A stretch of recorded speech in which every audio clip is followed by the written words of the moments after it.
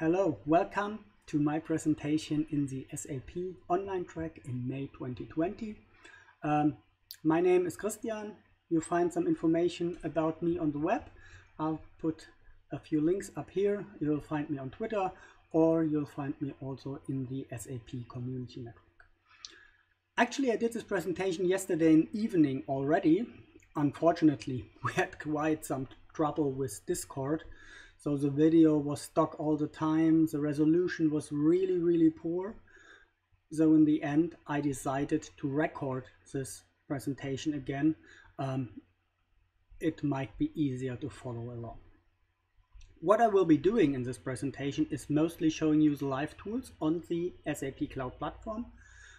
Just to set the scene a little bit, I'm going to show you a few slides to start off with.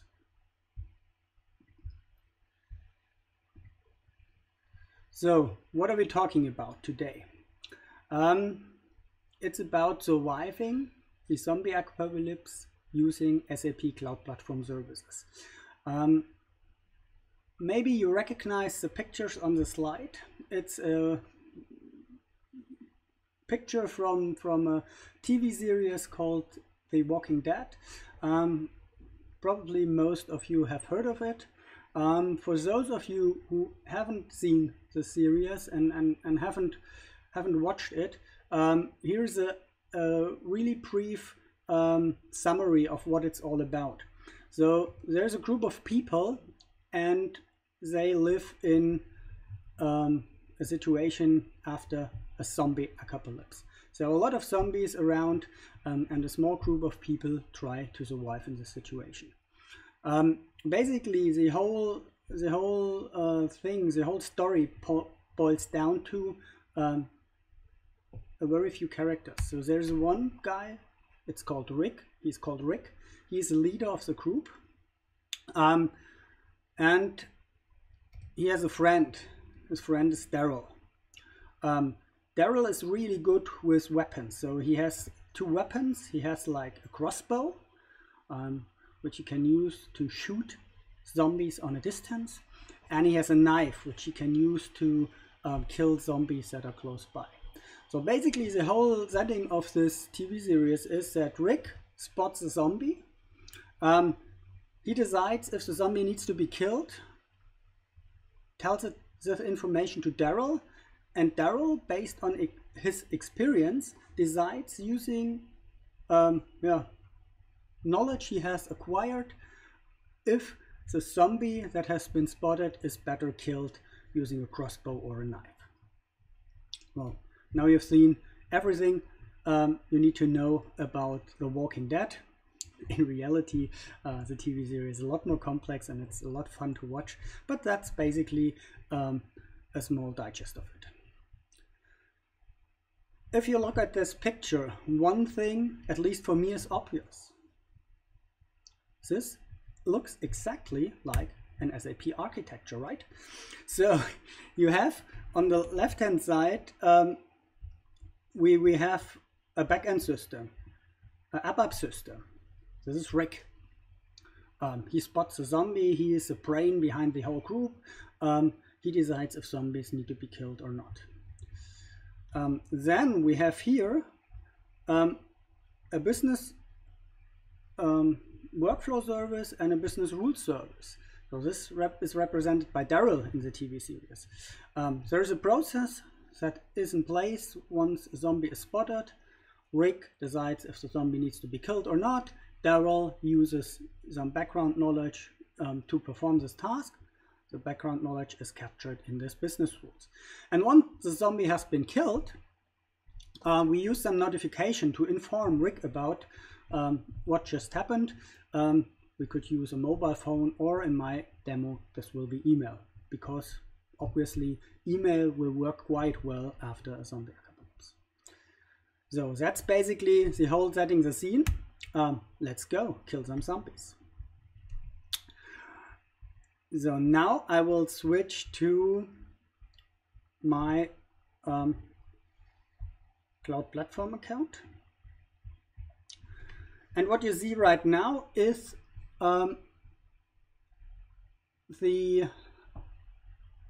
web IDE. What I show you here can also be done in the Business Application Studio, but I simply hadn't have enough time in the preparation to also set this up in the Business Application Studio, so I simply use the web IDE. What I've modeled here in the central part of the screen is a really simple workflow. The workflow consists of a user task, so the workflow starts and there's a user task that is Rick assessing the zombie. This user task is pretty simple. It has a really simple user interface.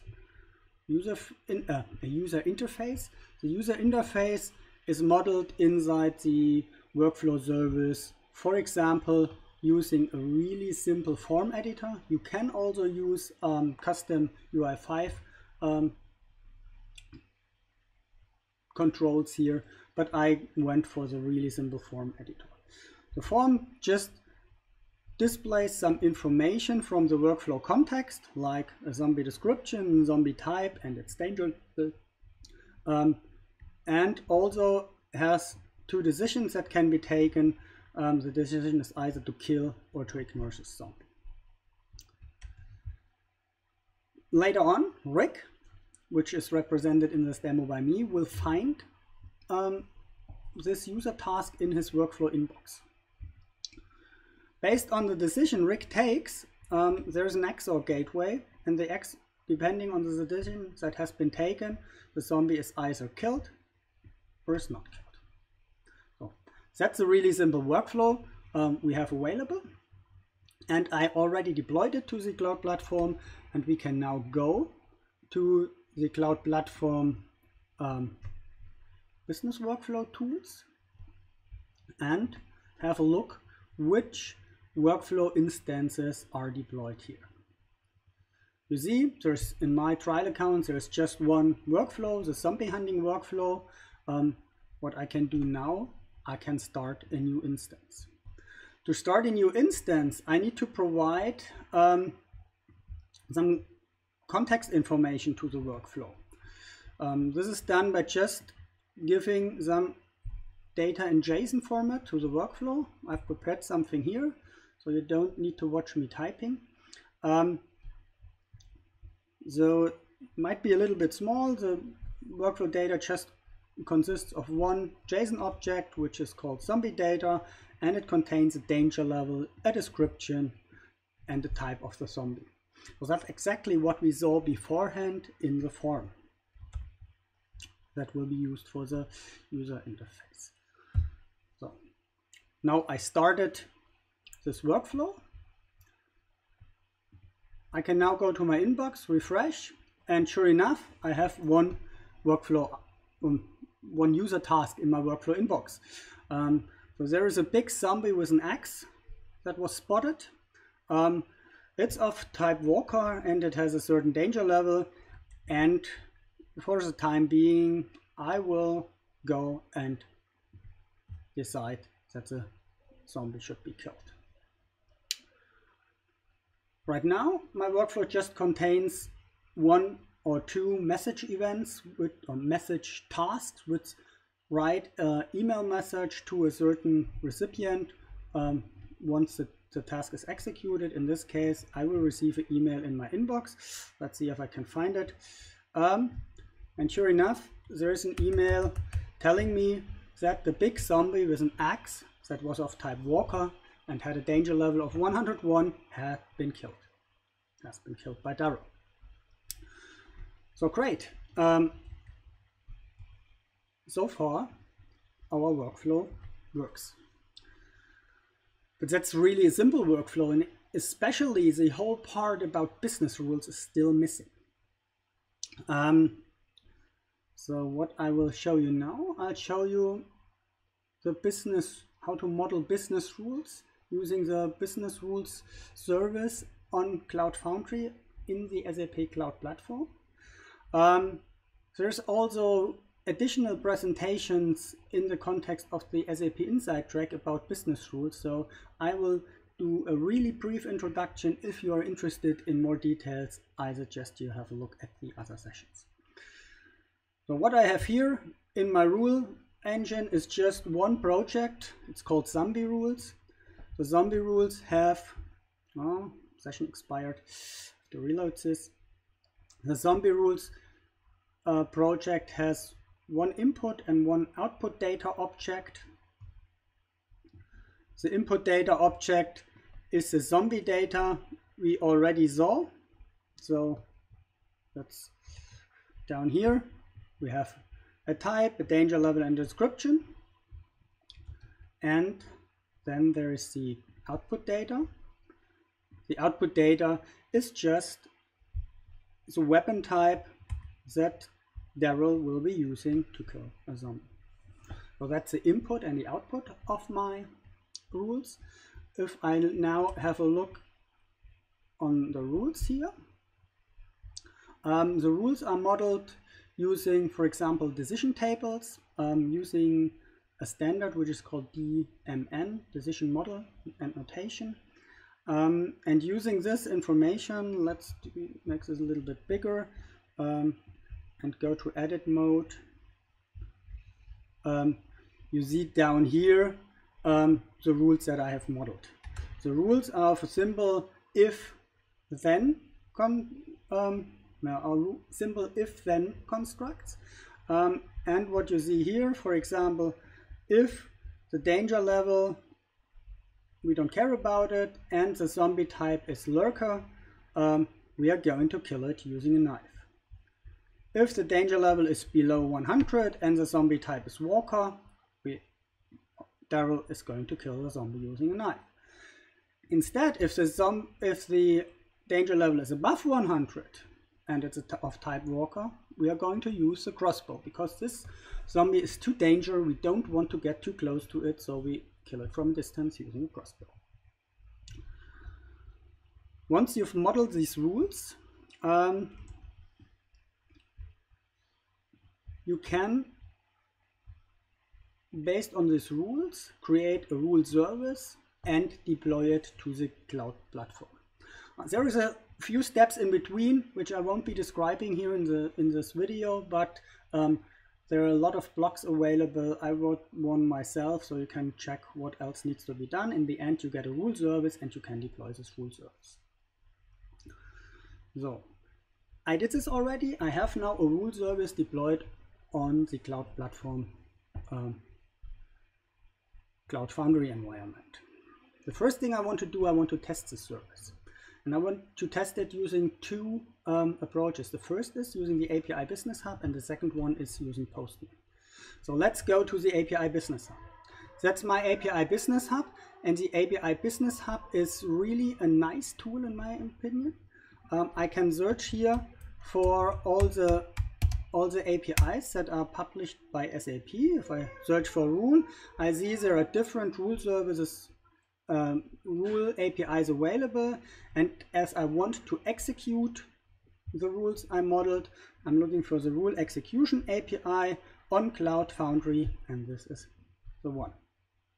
Again, my session has expired. I need to reload this.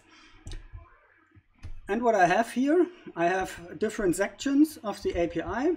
For example, there is a part to deploy and undeploy rules, there is a part for invoking rules, and there is a part for authorization.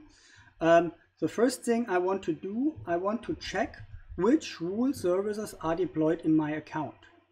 And that's really my account, because what I can do up here, I can configure an environment that points to my SAP Cloud Platform account and the business rule service deployed in it. So I need to select this environment. Need to log on first. So the rule had the login had expired. So there's my configuration. And what I now want to do, I want to check which rule services are available. I just execute the service. And if everything works well, no, it didn't work well. Try it again. That happens sometime. I haven't found out what's the problem. It's some kind of character encoding. It happens on here. And what you see right now, I'll make this a little bit bigger. I got a response code of HTTP 200, which is good. so was successful, and the response body tells me that there is one business rule deployed, or one business rule service. It has this ID, we will use this ID later on, and some additional information to it. Oh, great, we have a service deployed, and what we now want to do, I want to invoke this rule service from here. So I go to invoke rule service section. I will be using this variant, and also I can try out this service. I have to provide some information. I need to provide the rule service ID and also some context information. I prepared this so that you don't have to watch me typing. So let's select this. Where is my mouse? I lost my mouse. And I'll paste what I've prepared in here. What you see, it's not very complex. It's just the idea of the rule service and the zombie data we have been using also in the workflow. So if I now execute the service and I'm lucky, I'm unlucky, I get a response code of 500. I don't know why this happens on the API Business Hub. I can now click cancel and try out again, and then it usually works. I think it's some kind of character encoding problem. And great, so the rule was executed, return code was 200, and you see the zombie should be killed with a knife. So the reason for that is we have a walker with a danger level of 32. If you remember the rules I modeled, the decisive point is danger level of 100, so let's give this a danger level of 101 and execute the rule service again. And sure enough, we have the same problem. Try it out again, and we get again a response 200 this time, and the information that the zombie needs to be killed with a crossbow. So you see, this is the rule service I've created, deployed to the cloud platform, and I can access it using the API Business Hub. That was the first part of the test. Now to the second part of the test. The second part of the test is that we invoke this rule service using Postman. Postman is a tool to interact with REST services. So I'm going to switch to my Postman. And in the Postman, I prepared the two services I just showed you in the API Business Hubs as well. First, I execute the service to get the rule definitions. So if I execute this, I get the information here that my logon data is expired. So I have to request another token. How do I do this? Authorization, get new access token. Hopefully this works. So I got a new token. We will use this token from now on. And now I try to invoke the service again. And sure enough, we get the same response as before in the Business Hub, API Business Hub, right now in the Postman running locally on my machine. This is a zombie rule service ID, and this is the corresponding information. Who created this rule service, when was it deployed, and so on. So that's the first step. Let's take the second step. The second step is to really execute this rule. We need to provide some information in the body. It's the same thing or similar what I did beforehand. Right now I have a walker zombie of danger level 99, and this description is zombie roaming the forest. If I execute now the rule service, I will get a response telling me that this zombie needs to be killed with a knife. And now we can check this out. For example, if the rule service really works. I put now a danger level of 101. If I execute the rule service again, I see it's crossbow. And now let's also change the type of zombie. We will now change the type to lurker, and as a result, the weapon type is knife. So you see, that's the second way to invoke the business rules. When we have a working rule set in our cloud platform account, the next thing I want to do is to integrate this in the whole workflow. So therefore I go to the web IDE again. And here is my workflow that I've modeled so far. I'll pull this a little bit over because I need room. I will now add two steps to this workflow. Let's increase this a little bit. Here is my, now I lost the workflow. I think I have to restart the web IDE. Might have been that the session timed out as well. So while the web IDE is loading, I tell you what I'm going to do. I'm going to do two things. I add first a service task. A service task is a workflow element that can be used to invoke other services. In our case, this will be the business rule service. And the second thing I want to do, I need to do is to prepare the data that's sent to the service, and I will be using a script task for it. In a script task, I can write simple JavaScript to prepare, for example, data, or to do all kinds of things I want to do. So I need two tasks here. The first thing will be a script task. So let's add a script task. The script task will be named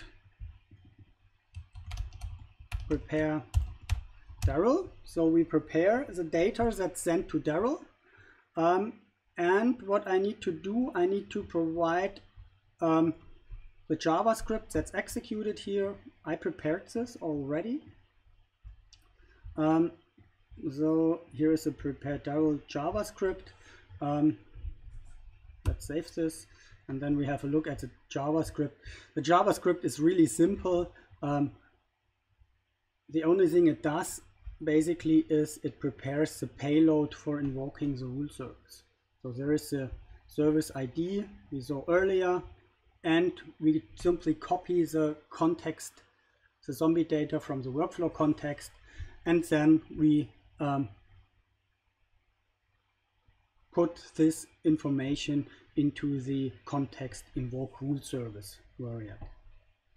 So nothing special about it. Now I've prepared the workflow a container with the data necessary to invoke the business rule. The next thing I will be doing is to add a service task. The service task is called execute Daryl. And in the service task, we will invoke the business rule service. How is this done? Well, that's actually pretty well built. There is a nice integration with the API Business Hub, which I will be showing. The only information I need to give it here, so the only thing I need to type basically is the destination. That's a destination I created in the SAP Cloud Platform. So what kind of service do I want to invoke? Any service or a service published on the SAP API Business Hub. That's the one. Now we can select which service we want to invoke. Let's search for rules here. A rule execution API for Cloud Foundry. That's the one. Click on next. And I had exactly the same problem yesterday. For whatever reason, the next button doesn't work when we do filtering, so I have to scroll down here. Where's the rule execution service? Rule execution service for Cloud Foundry.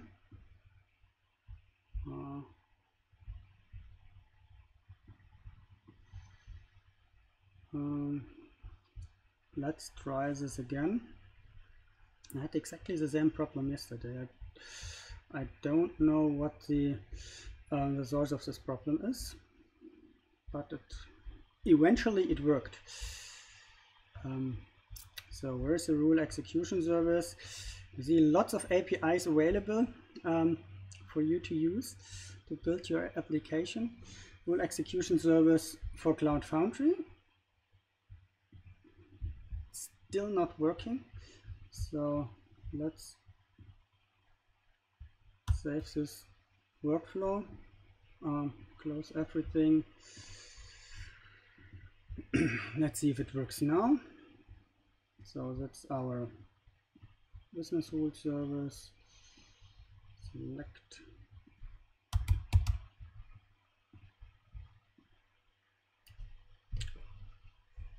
I don't know what the problem was. So we want to invoke the rule service. I select the appropriate service here. Next, I can specify which parameter or where the request and response data is stored in the workflow context. That's exactly the data I prepared with this root task beforehand. So we can simply keep the defaults here and click on Finished. So now we are ready to invoke our business rules inside the workflow. You see, not much configuration necessary. I select the correct service and basically that's it. What I now need to do, I need to save this and I need to build the workflow project. Let's build it. It will take a few seconds. After the workflow model is built, we need to deploy it to the cloud platform. So we deploy a new version of this workflow. Let's deploy.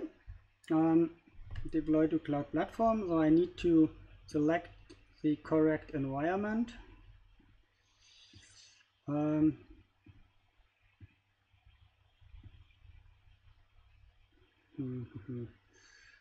Also this doesn't work. Normally I should get some kind of pull down menu here. Let's try this again.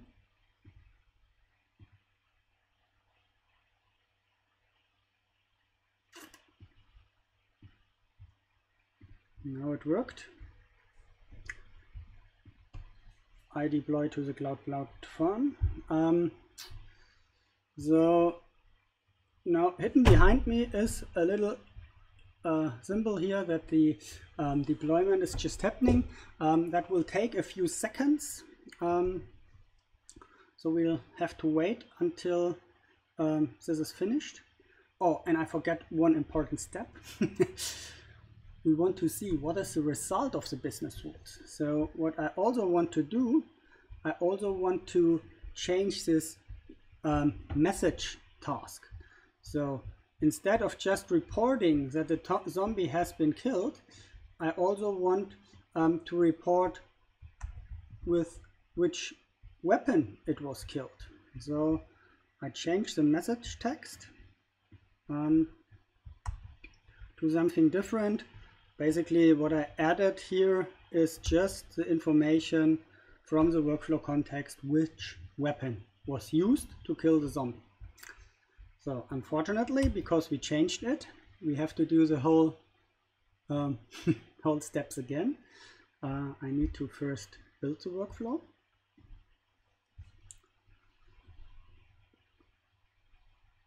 And after the workflow has been built, we can deploy it to the cloud platform.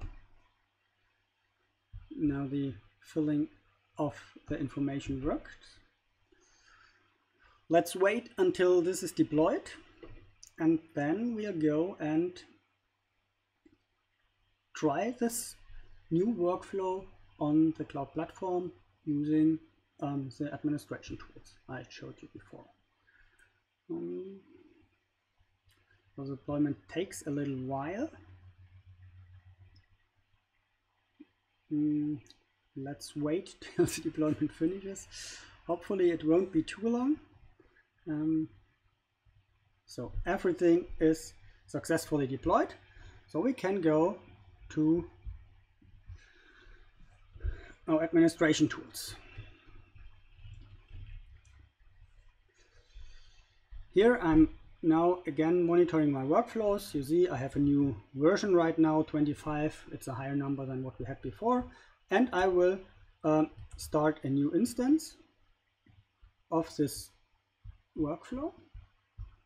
And we use again some information I prepared. It's again a zombie of danger level 101 and type walker. So if our business rules are invoked correctly, this zombie should be killed using a crossbow. So let's start a new instance. Now the first thing that happens is that in the inbox of Rick, or in my inbox, we now find one work item. The work item tells us that again a big zombie with an axe has been spotted. It has a certain danger level and is of a certain type, and we can decide if we need to kill or ignore it. As we want to invoke our business rules, we decide to kill it.